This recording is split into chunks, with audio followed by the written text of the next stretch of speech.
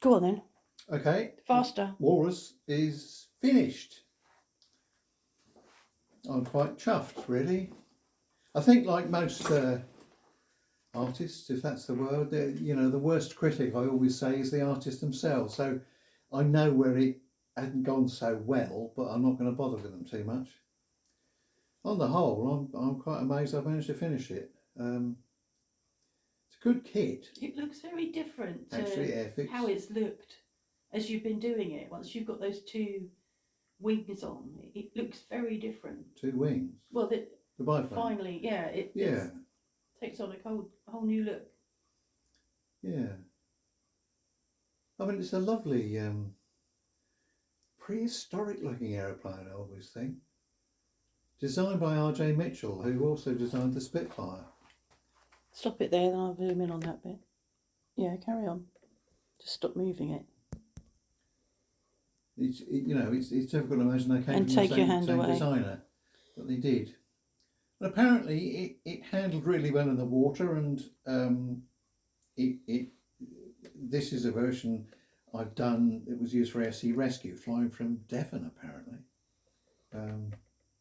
If an Allied crew, a single pilot, came down in the Channel, they knew about it, they'd send this out to go and collect them.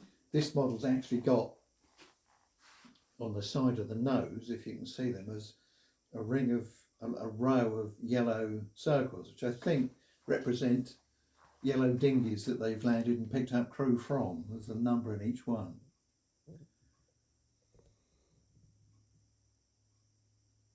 Biggest achievement was managing the rigging, which is horrendously complicated. I used fishing line in the end, and I painted it steel grey afterwards. The big struggle, I drilled holes in the wings to accept them, the line, and pushed in as much line as I could and got it to set. But I used super glue because, I can't think of much else that would do it.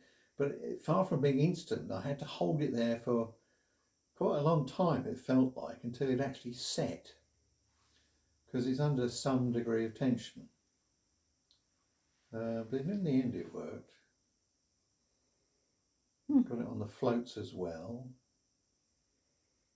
And the quite like the pusher propeller arrangement. You see if I can blow it.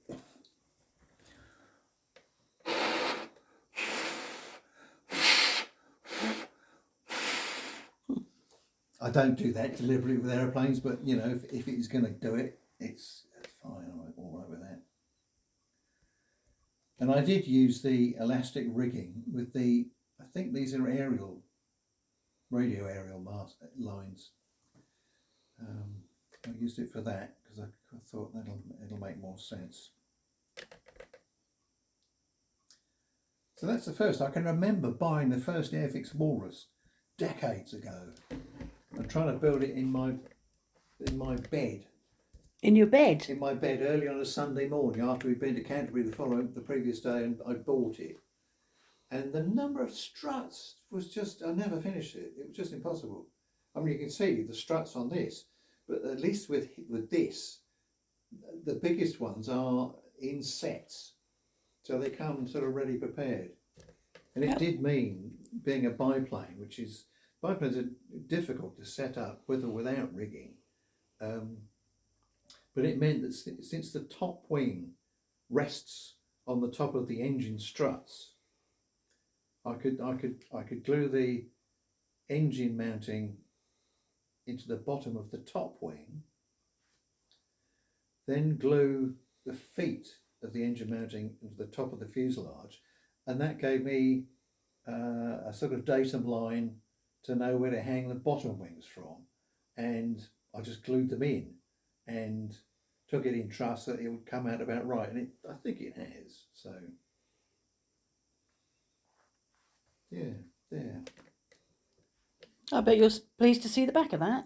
Yes, quite glad to have finished it. I did like it. It's got a pugnacious look. I suppose I often ascribe expressions to aeroplanes. something I've always done. This one looks sort of pugnacious. A bit like you. Me? Oh yeah, thank you very much. So my next project, I think, will be this.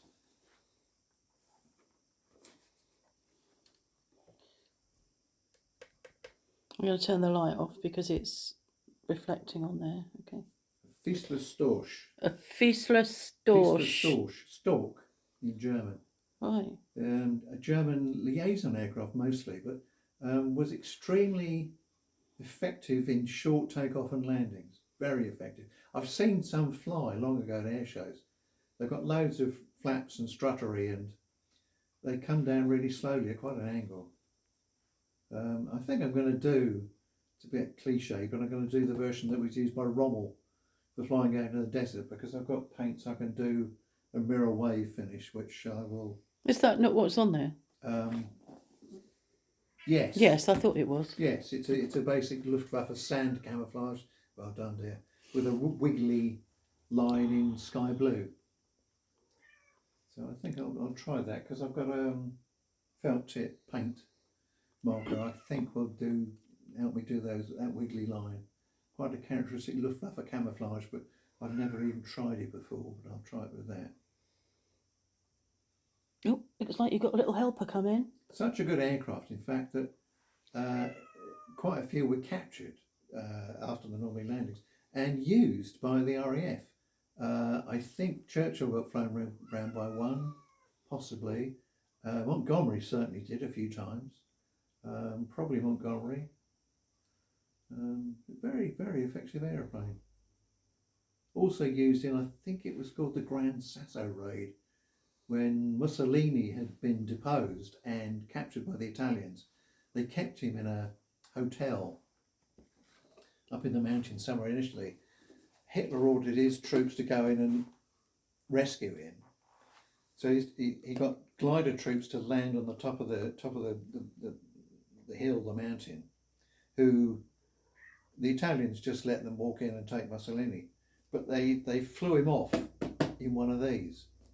The leader of the troops, I can't think of his name now, but he insisted on getting in the airplane as well. So there were 3 in the aircraft when it took off from the top of the mountain, which it did, but it's a 2-seater, not a 3. But anyway, that's my next project. Thank you very much. Okay, finished. Thanks for watching, everybody. Merci beaucoup. À la prochaine. À bientôt. Etc. etc.